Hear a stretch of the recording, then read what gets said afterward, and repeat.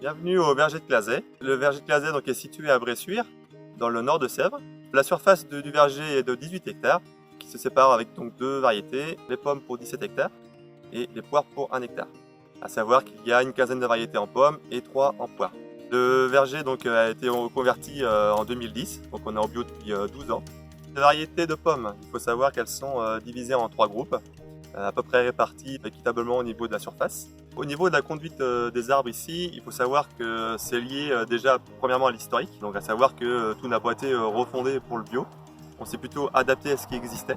Donc par exemple la densité, on est resté sur des choses assez classiques, à peu près 2000 arbres hectares, donc 4 par 1,25. Donc ça après c'est le côté densité avec des conduites en axe et après palissées. On a au niveau de l'irrigation donc du goutte à goutte, on a une réserve remplie l'hiver par les eaux de ruissellement et en même temps on a un ruisseau où on peut pomper l'hiver pour remplir nos réserves qui nous permettent après l'été de pouvoir alimenter tout le réseau d'irrigation en goutte à goutte. En ce qui concerne le désherbage, donc il est mécanique. On passe en fait 3, 4 voire 5 fois selon les années.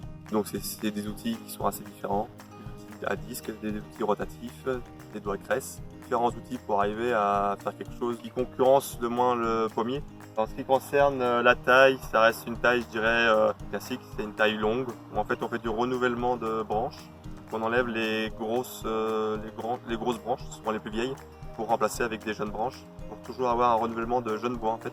Au niveau des traitements, donc à savoir qu'au niveau des ravageurs par exemple, on utilise des produits naturels à base soit de virus, de bactéries, de nématodes par exemple. Donc c'est des choses qui sont ciblées selon les ravageurs. En termes de maladies fongiques, on est plutôt sur des produits minéraux à base de cuivre et souvent de soufre. Il faut savoir qu'on essaye de travailler donc avec De Sèvres Nature Environnement au niveau des chauves-souris. Donc j'ai mis en place des gîtes dans les vergers.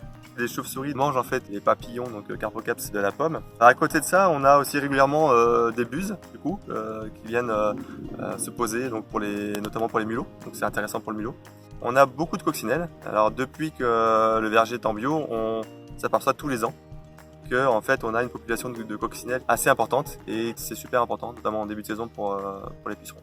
Donc j'ai différents débouchés commerciaux au niveau de la vente de pommes. À savoir qu'il y a un magasin sur place, là où je vends une partie de ma production. Ça permet de valoriser à la fois les pommes en premier choix, en deuxième choix et en compote. Ensuite, je travaille avec MBE, donc Mangeons Bio Ensemble. C'est une plateforme logistique et commerciale qui est située donc à Bressuire, qui draine toute la région Poitou-Charentes. Notamment donc l'idée c'est de drainer tout ce qui est restauration collective, donc les cantines de la région, plus les magasins spécialisés, notamment Biocop. Ensuite, je travaille avec des clients en professionnel direct, des maraîchers, des épiceries en local. J'ai pas mal de clients aussi, que ce soit restaurants par exemple, pour des jus. J'ai une partie de la production qui est vendue aussi en palox brut de cueil à la récolte, soit d'autres producteurs de pommes ou des personnes qui ont eu une mauvaise récolte par exemple, qui ont besoin de pommes. L'idée c'est toujours essayer de bien répartir le pourcentage de vente qu'on fait au niveau de la commercialisation pour pas mettre tous les œufs dans le même panier. On sait jamais si on perd un client pour X raison, c'est pas selon le contexte. L'idée c'est de bien répartir un peu les ventes, valoriser au mieux nos pommes selon la qualité, esthétique, les valorisations donc en premier choix, deuxième choix. La réflexion aujourd'hui d'une implantation d'un nouveau verger ou d'une conversion en bio, elle est importante. D'autant plus aujourd'hui, je pense, avec les données climatiques qu'on a qui sont quand même plutôt extrêmes. Et d'une année sur l'autre, on s'aperçoit que c'est toujours compliqué, que ce soit pour du froid, de l'eau, de la sécheresse.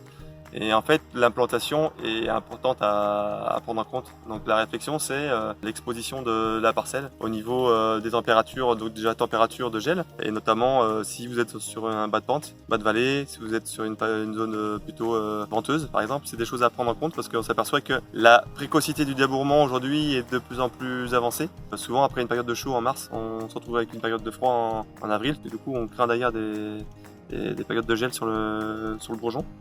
Donc ça c'est une première chose à prendre en compte. Ensuite c'est l'eau aujourd'hui qui devient une ressource indispensable.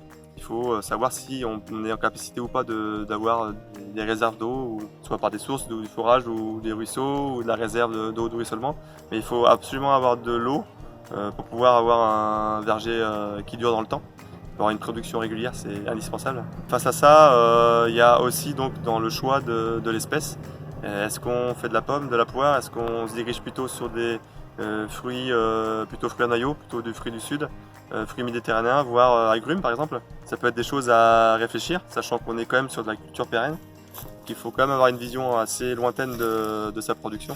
Et si on fait le choix de rester sur de l'espèce pomme, c'est de se dire au niveau variétal, est-ce qu'il n'y a pas des variétés qui sont plus adaptées selon l'endroit où on est.